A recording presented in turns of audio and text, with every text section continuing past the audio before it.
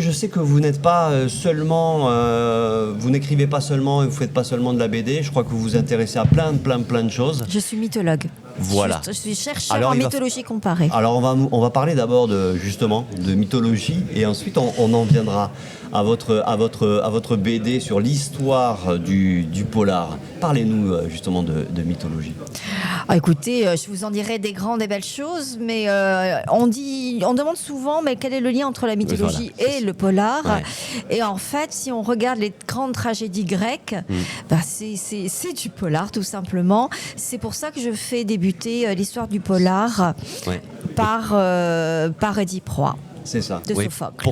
Pourquoi ? Pour une raison simple, c'est la première fois qu'on écrit un texte, là en l'occurrence une tragédie, dont l'enquêteur est à la fois victime et aussi bourreau.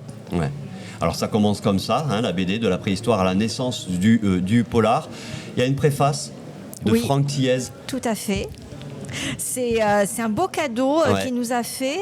C'est vraiment une très très belle préface et qui met les choses au bon endroit en expliquant combien le polar c'est difficile, mais qu'il fallait à un moment donné en passer par l'image pour essayer de comprendre toutes ces ramifications. C'est très tentaculaire, le polar. Oui, alors évidemment, vous revenez sur des personnages charismatiques du polar, Sherlock Holmes, et puis Hercule Poirot, évidemment.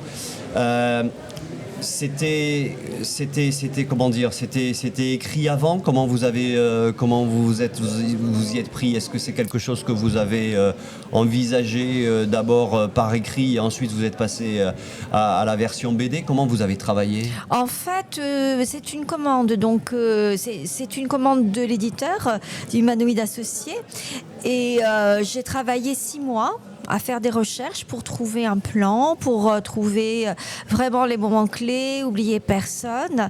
Et puis ensuite, j'écris chapitre par chapitre, planche par planche, et je soumets ça à ma dessinatrice Sandrine Carrion. Oui, et les dialogues et tout ça, c'est vous qui avez tout écrit. Alors, décrivez-nous justement quand par exemple on retrouve Sherlock Holmes, par exemple. Comment c'est quoi? Vous faites vivre Sherlock Holmes au travers d'une histoire? Alors, plus exactement, c'est un très bon exemple. Sherlock Holmes, je fais un chapitre sur Doyle. Sherlock Holmes, évidemment, c'est tellement essentiel. Je lis, je compile des thèses, des articles, tout ce que je peux trouver de fiable, parce que c'est un travail de recherche. Et ensuite, à partir de là, je trouve une idée. Un fil conducteur qui soit attractif. Et en l'occurrence, c'est pourquoi Conan Doyle a tué Sherlock Holmes.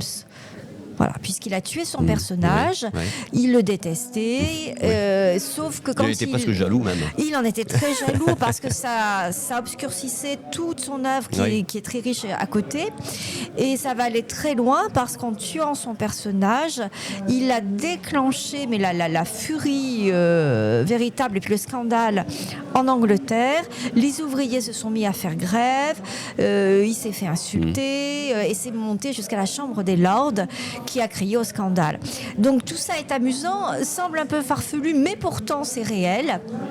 Et puis évidemment, j'explique qui est Sherlock Holmes, je fais des reconstitutions de passages de livres pour que ce soit plus ludique, et des pages, conseils de lecture, qu'on pourrait appeler bibliographie, mais ça ferait peur, qui sont surtout des pages très ludiques, très visuelles. On essaie toujours à chaque page à trouver comment se faire plaisir, comment attirer le regard, etc. Mais j'allais le dire parce que je trouve que même graphiquement, on retrouve un peu l'univers à chaque fois de la période et de l'auteur que vous mettez en avant. Je trouve que il y a par exemple lorsqu'on est du côté de Chandler, du Hard Boiled, on retrouve cet univers-là graphique. Plus noir. Plus noir. Ouais, c'était important justement. Alors vous n'êtes pas la dessinatrice, mais c'était aussi important. Mais c'est un travail qu'on a fait ensemble. Ce n'est pas un travail séparé. C'est-à-dire que j'écris, je mets en planche, la dessinatrice fait un essai, on en parle ensemble, on améliore. Il y a des pages qu'on a créées ensemble, surtout dans les biblios. Donc c'est vraiment un travail main dans la main. Ça c'est pas un travail séparé. D'accord. Et sur le choix des auteurs, parce que là il y a quand même pléthore. Comment vous avez fait? Qu'est-ce qu'ils ont apporté au genre? Qu'est-ce qu'ils ont apporté? C'est-à-dire que, par exemple, je suis franco-canadienne, j'ai pas fait de chapitre sur la littérature canadienne. J'aurais pu le faire parce qu'il y a beaucoup de choses, mais en même temps, pour l'instant, c'était pas assez déterminant. Donc il fallait parler du thriller, parler du roman noir, parler du roman énigme, consacrer 2 chapitres à Agatha Christie, 4 chapitres au roman noir, et avancer comme ça le polar nordique évidemment. Oui, le polar. Là, on est arrivé sur le polar en Islande. Et avancer en se disant, en fait, je vous parlais tout à l'heure d'Édipe Roy, mais c'était évident pour moi, je commençais par Édipe Roy et je finissais par Millennium. Voilà. C'est les grands chocs. Et puis à l'intérieur, il se passe énormément de choses, évidemment. Et il faut trier. Et bien sûr qu'il y a des gens qui n'y sont pas, que j'aurais aimé mettre. Ouais. Et le polar français, comment l'avez-vous traité? Mal. Non, pas du tout. Alors, pour le polar Parce qu'il y a une rupture en France à partir des années 70 avec Manchette et toute voilà, ce qu'on a appelé le néopolar, quoi. Oui, mais alors le problème avec le néopolar, c'est que ça masque tout ce qui s'est fait avant. Tout ce qui s'est fait avant, la série noire, oui. Il ne faut pas oublier une chose, c'est que le début du polar, donc on est 19e siècle, le début du polar, c'est en France. Qui se passe beaucoup de choses.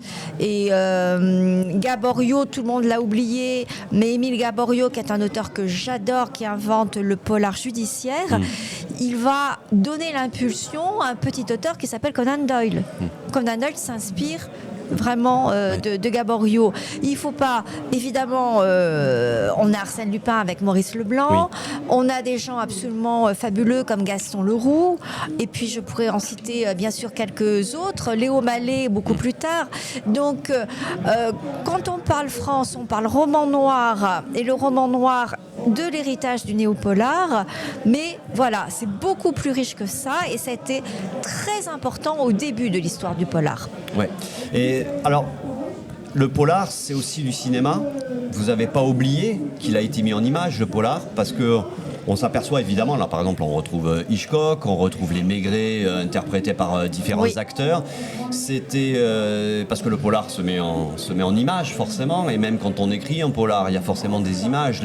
C'est important l'image dans le polar. Alors, c'est très juste ce que vous dites, et puis il y a quelque chose qui va se passer, c'est-à-dire que les grands auteurs, on a parlé du hardball tout à l'heure, d'Achille Hammett, Chandler, etc., à cette époque-là, vont être aspirés par le monde d'Hollywood. Oui. Et tous ces grands écrivains vont partir à Hollywood, attirés bien sûr par les sirènes. Et bien plus tard, c'est le boomerang, c'est-à-dire qu'aujourd'hui, un auteur de polar ne peut pas faire abstraction du cinéma. Et on a même des auteurs qui pensent cinéma quand ils écrivent, et ça donne des œuvres beaucoup plus visuelles. Mais attention pour le livre, ma ligne c'est vraiment le polar écrit. Donc quand je parle de cinéma ou quand je parle de télévision, ce sont des adaptations. Ouais, d'accord. Oui, c'est très important. Parce que sinon j'aurais dû faire un livre complet sur le polar cinéma. Ouais. Alors l'an dernier, il y avait ici au festival Natacha Levé qui a fait une étude autour du roman noir, une histoire française. Oui. C'est important de raconter l'histoire du polar, de la retracer, et au travers parce que le polar, c'est aussi la société, c'est aussi les travers du genre humain. C'est important justement pour vous aussi de pouvoir capter cette ambiance-là qu'il y a dans le polar. Tout à fait, on est des passeurs. On travaille. Alors bon, Natacha Levé le fait en universitaire. Oui.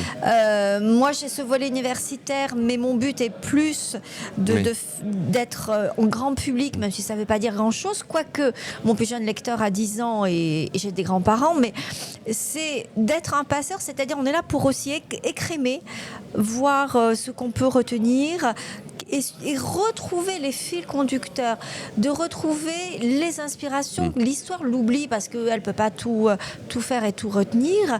Et nous, on est là, et je suis là, ce que j'ai essayé de faire, en disant tel auteur a influencé tel auteur. Il ne faut pas croire qu'une œuvre surgit de nulle part. Elle est à la fois liée à son contexte, à son pays, à sa région ou autre, mais aussi, et ne pas négliger le fait que les auteurs de polar, ce sont avant tout des lecteurs.